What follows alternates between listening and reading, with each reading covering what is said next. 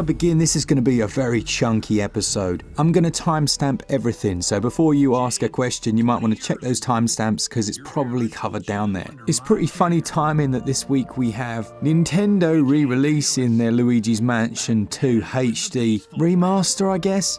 What? $49.99, and now Ubisoft Montpellier have released a remastered version of Beyond Good and Evil, an absolute classic, the 20th anniversary edition, at just over 17 quid. We're going to have a look and compare to the original release, have a look at the improvements that they've made, see how it runs in docked and handheld on the Nintendo Switch version, and I'll go over absolutely everything that you're getting in this reasonably substantial pack. Does this one go beyond my expectations, or is it going to leave you jaded? Well, my name's Mark Walker, welcome back to SwitchUp. Now let's find out.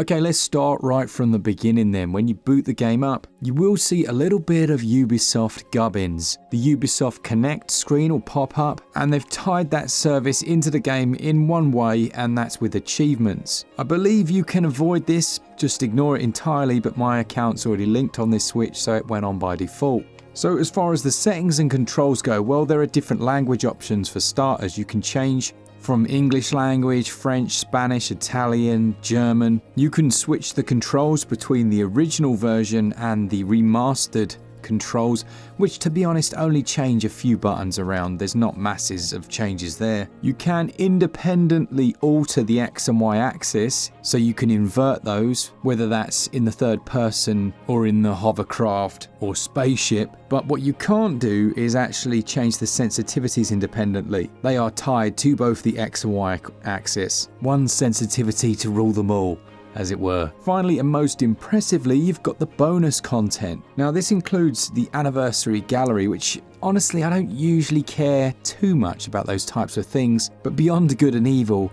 holds a special place, and Ubisoft have gone really above and beyond in this area. When you go into the anniversary gallery, it's split into several different sections, starting all the way back from the initial concept and development, and the concept phase alone is split into 7 subsections, and they have on-screen dialogue. It almost tells the story of the game, and it's done really well. It includes snippets of information I've never heard before, little concept videos, small hand-drawn animations, and the gallery goes all the way through from the concept to production, past the release, and then the improvements that they made, and even tells some secrets about content that was never included in the original release. It's really very well done. I went in just expecting to take a little look just to put some bits and bobs in for the video, and I spent an hour and 20 minutes in there just soaking it all up and really enjoying the story that they told. You often hear people talk about how the game was ambitious. When you see the development cycle from start to finish, you realise just how ambitious it was, to the point where there's content that never saw the light of day, and even mechanics involving extra characters that, I just never knew about. If you're a fan of the original game, you are going to love this. Okay then, let's look at the actual game itself. Well, firstly, the Switch specific things. The Nintendo Switch version is running at 30 frames per second. That, to some, is going to be a bit of a disappointment because every other platform will have this version running at 60. What I will say is the 30 that we have here is, for the most part, very good. You're looking at 32 milliseconds for the frame pacing, and that's usually locked. And the 30 frames per second, as you can see, holds in most areas.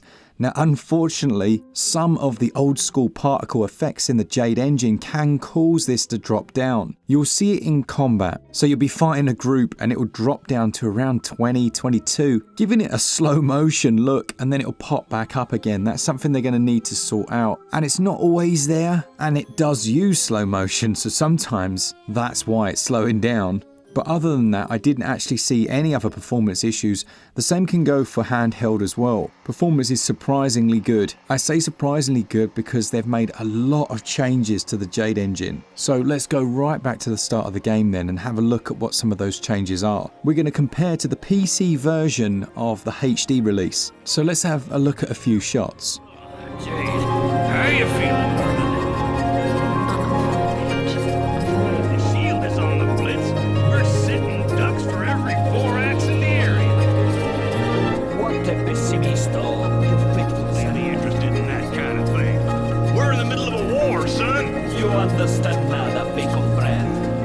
As I'm sure you can tell, there have been significant improvements in so many different areas. Let's start with the lighting. The game uses real-time lighting and shadows. This means that NPCs will now cast shadows on the environment. The day-night cycle means that the sunlight will now move across different environments. It will cast unique shadows. On Switch, these aren't perfect, but wow, they're a big step up from the original release. Now, alongside the lighting and the shadow improvements, those textures, some of them are so much better than they were. This seems to be facilitated potentially by improved models. The number of polygons in some of those models looks much higher, whereas before you could see the angled steps to create those circular aspects of different characters. They're much sharper.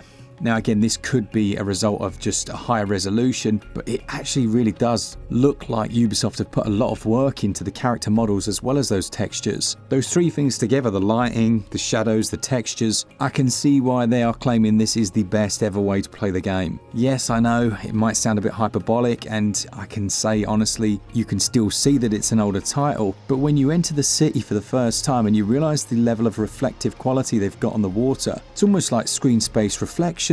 And they're all accurate. It actually looks quite nice, doesn't it? And we were talking about how ambitious the game was. Just look at it. Even in its original state, it still looked good and did things that other games hadn't done before. But seeing it now with a lot of these more modern lighting effects, it's easy for it to play that old trick where your brain says, that's what it always looked like, but I can assure you it didn't. Now, the real-time reflections, they are rendered at a much lower resolution. Because of this, you'll see quite a bit of stepping on those, but having it in there does still make a big difference to the overall quality. Another massive improvement are the skyboxes. Whereas before the sky looked a bit muddy, I think is a kind way of putting it, now we can actually see individual stars, with the resolution of that skybox much improved. Things aren't entirely without their issues though. I did mention the 20 to 25 FPS drops that you may see during certain sequences that use particle effects. I have noticed specifically on the Switch version, there's a shimmer issue on the water. When everything's still, it's almost like a very fast flickering.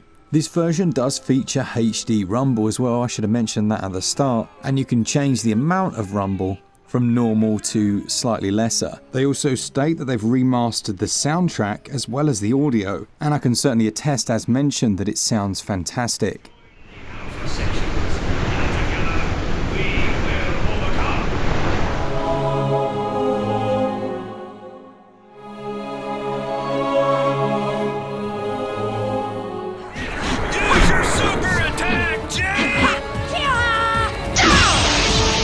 Load times tend to be under 10 seconds. I didn't actually notice anything more than around 8. And in around about 5 or 6 hours of testing, I haven't had a single crash in game, but I did manage to crash the game in the anniversary gallery, right at the very end, ironically enough. This is one of those that really does look great on the Switch OLED, and for handheld players, it looks and runs great in this way. Some of the text in the game can be a little small, but it's not nearly as bad as some that we've seen. Now, we don't have anything like gyro controls, which would have been nice for the photographic camera that you use in the game, but let's be honest, it's really not essential. So as far as what they've done for the remaster, it's really impressive for the price they're asking, in my opinion. Yes, they need to iron out some of the performance, but it's generally quite good. I would have really hoped to see 60 FPS, I have to be honest, but this is very well frame paced, and it's looking so much better than I remember it, with full widescreen support obviously. Everything, the menus, HUDs and overlays all look better than they used to. They've been reworked to fit the new aspect ratio, and the character models look better than they ever had, with better lighting, better shadows and new reflections. Did I mention this was 17 quid? Luigi's just shuffled off out the building. Yeah, if you haven't played this one, definitely consider picking it up. Now, as far as gameplay, I'm not going to go into it in depth. Suffice to say, you play as Jade. It's not just set on terra firma, shall we say. There are different vehicles that you'll be able to ride around in, and you join almost an underground movement, and they send you out on missions taking photographs to expose a bit of a conspiracy that's going on involving trafficking, and it's all happening in a world filled with alien creatures, anthropomorphic beings, and it flips the script in terms of who the victims are. All the while you're taking photos of the various different animals and getting rewards for that, purchasing new upgrades for your little ship, which is a kind of hovercraft. It can lock onto enemies, but it's really easy to control. It's one of those where you push in the direction you want to go, rather than having an accelerating trigger. The combat segments, they're quite straightforward, but Beyond Good and Evil kind of pioneered that 3D combat that we now take for granted. What I mean is that attacks kind of lock on to the nearest enemy, but it almost feels like a beat 'em up in that you can quickly pull back, and the system was refined enough that you could quickly move between enemies. And you can certainly see the precursors of some of Ubisoft's later releases. There are some puzzling sections in there as well, pushing around blocks, working with a teammate to push things together, having someone perform an action and then you do something else. It was just, yeah, as so many people have said before, so far ahead of its time, with so many mechanics. There's mini games, there's a really nice refined system for inputting codes where you rotate the analog stick, and most of it's voice acted. So I've mentioned value already. You're looking at 17 quid or your regional equivalent. It's an 8.6 gigabyte download. Of course, it's single player only, and it will see a physical limited run release that's coming out on the 12th of July. I can forgive the gameplay for some of its more dated aspects. Yes, some of its animations feel, well, 20 years old, but there's so much excellent stuff here. It is an easy recommendation from me. It gets a SwitchUp score of 88%. So there we have it. I hope you enjoyed this video. I hope it's of use if you're considering picking this one up. Let me know in the comments, did you play this back in the day? And are you as surprised as I am to see it all come out looking so nice and at a reasonable price? Thanks to our Patreons, our members, all of you that enjoy the content. As always, for all things Switch, all the time, keep it Switch up. Cheers guys. See ya!